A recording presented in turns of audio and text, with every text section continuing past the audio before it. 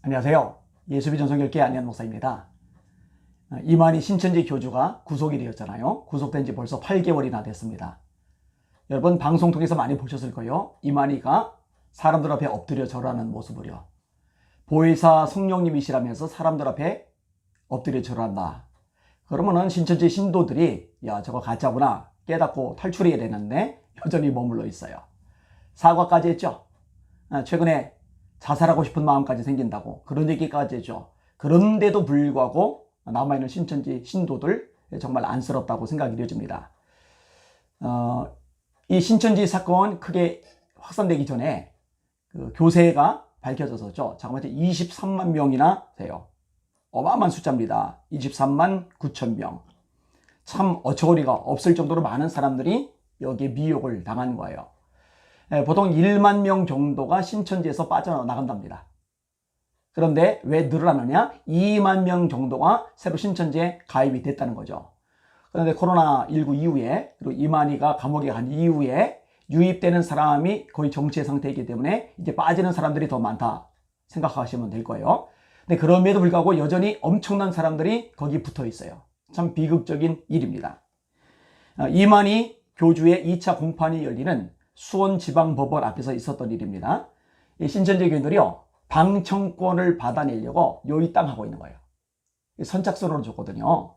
선착순 시작을 하자마자 막 달려가는 거예요. 몸싸움이 벌어지는 거예요. 그 방청권 얻어내려고. 17장이거든요. 결국은 100% 다 신천지 사람들이 얻어내요. 그러면은 그 이만희 교주 때문에 피눈물을 흘리는 피해자의 어머니, 아버지, 이 부모님들은 방청권도 못 얻는 거예요. 참 비극적인 일이죠. 그러니까 이런 식으로 선착순 모집을 하면 안 된다. 이제 문제 제기가 되니까 법원에서 3차 때는 방법을 바꿨더라고요. 문자로 신청하는 거예요. 문자 추첨으로. 근데 여기도요, 신천지 신도들이 얼마나 열정적으로 뛰어들었는지 경쟁률이 어마어마합니다. 얼마인지 아세요, 경쟁률이? 578대 1. 578대 1. 이거 무슨 삼성 입사 시험 치르는 것도 아니고 사법고시 예전에 있던 거 그거 치르는 것도 아니고 무슨 578대 1 어마어마한 거예요. 결국 이 추첨 역시 신천지 신도들로 꽉 채워져요. 아니 보혜사가 그렇게 감옥살이하고 재판까지 받는 모습을 보면은 돌이켜야 되잖아요. 근데 그러지 않고 여전히 맹종을 하는 겁니다. 그럼 왜 이런 짓까지 할까? 왜 방청권까지 다 독차지하려고 신도들에게 그런 명령을 내렸을까? 간단합니다. 이전 재판 때 피해자 어머니가 참석했거든요. 이만희가 발언한 동안에요. 피해자 어머니가 계속 절규하고 흐느껴 우는 거예요. 그러니까 이런 것들이 재판에 악영향을 끼친다라고 판단이 들은 거죠. 그러니까 이만희가 또는 수뇌부가 니들 방청권 다 차지해라. 참 바보 같은 지시를 내린 거죠. 또 그 바보 같은 지시에 그냥 일사불란하게 그 많은 사람들이 움직인 거예요. 지시를 내리는 쪽이나 지시대로 움직이는 쪽이나 다 한심하고 불쌍합니다. 참 안 됐다고 생각이 되어져요. 여러분 이게 다가 아닙니다. 이만희 이 한 사람을 변호하기 위해서 자그마치 쟁쟁한 변호사들 20명이 동원됐어요. 와, 권력이 막강해요. 와, 자금력이 막강해요. 여러분 영향력 있는 변호사 한 명 쓰려면은요, 그 비용 어마어마하거든요. 일반인들 엄두도 못 내거든요. 그런데 호화 변호 인단을 20명이나 동원하는 거예요. 그 불쌍한 신도들이 갖다 바친 돈 가지고 그런데 쓰는 거죠. 제가 볼 때요, 그런 이만희를 변호하는 변호사들도 이해가 잘 안 가요. 아무리 돈이 좋아도 그렇지. 영향력 있는, 그리고 명성 있는 변호사쯤 되었다면 좀 자존심을 지켜야 되지 않아요? 내가 아무리 돈을 벌기 위해서 변호사 노릇을 한다 하더라도 수많은 사람들을 슬프게 만들고 가정을 파탄시키고 사회적으로 무리를 일으킨 이만희 따위의 변호는 나는 하고 싶지 않다. 그래야 되는데 이 신명이 떼거지로 달라붙어 있어요.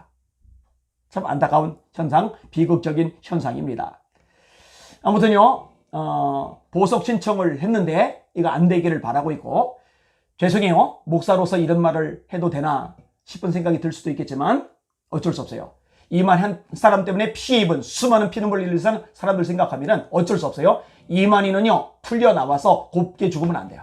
감옥에서 고생하다가 비참하게, 가장 처량하게, 가장 초라하게 세상을 마감해야 돼요. 그런 장면이라도 봐야 더 많은 사람들이 정신을 차리고 빠져나올 거 아니겠어요. 그렇게 되어야 됩니다. 물론 이만희가 죽어도 신천지가 금방 와해되지는 않을 겁니다. 그러나 확실히 약해집니다. 더 나아가서 기존 교회에 들어가서 교회 파괴하고 사람을 미혹하고 하는 이 활동은 굉장히 축소되고 줄어들 수밖에 없어요. 여러분, 지금 신천지가 난리지만 신천지하고 비교가 되지 않을 만큼 엄청난 교세를 떨쳤던 사이비가 있죠. 박대선의 전도관. 신천지가 23만 9천 명이라면 박대선의 전도관은 자그마치 70만 명 정도가 따랐다고 할 정도로 어마어마하게 규모가 컸거든요. 근데 박대선 죽고 나서 세월이 지나면서 지금 전도관은요, 사실 있는지도 몰라요. 아직 소수가 모여서 집단 생활하고 또 자기들끼리 종교활동하는 경우는 있지만 전도관에 대해서 있는지 없는지도 사람이 인식하지 못할 만큼 빈약해졌거든요. 신천지도 그렇게 될 것입니다. 같이 기도합시다. 하나님, 이만희 교주가 절대로 보석으로 풀려나지 못하게 하시고 인생의 가장 처참하고 비참하고 초라한 모습으로 생애를 마감하게 하셔서 이것을 보는 신천지 신도들이 보혜사가 아니구나, 불쌍하고 가련한 인간이구나, 그런 인간을 하나님처럼 따랐던 우리들도 어리석고 미련하구나, 이런 깨달음이 있게 하여 주시옵소서. 그리고 한국교회에서 기도 많이 해주세요. 하나님, 한국교회가 영적인 목마름을 채워줄 영권 있는 교회를 되게 하여 주시옵소서. 영적 목마름을 채워주지 못하면, 여전히 목이 마르면, 갈증이 심하면 또 엉뚱한 데 찾아가서 넘어가고 말거든요. 교회에서 이 영적 갈증 목마름이 채워져야 돼요. 충만함을 얻어야 돼. 그러면 성령의 불이 붙어야 돼. 하나님, 한국교회 교회마다 성령의 불이 붙게 하여 주시옵소서. 생수가 흘러나오게 하여 주시옵소서. 그래서 수많은 영혼들이 영적으로 만족함을 얻게 하시고 사이비 이단 집단들이 미혹할 때 눈 하나 깜빡 안 하는 그런 역사들이 나타나게 하여 주시옵소서. 부디 그렇게 되기를 간절히 소망합니다. 한국교회가 회복되며 강력하게 영적으로 무장되기를 소원합니다. 우리 같이 기도합시다. 할렐루야.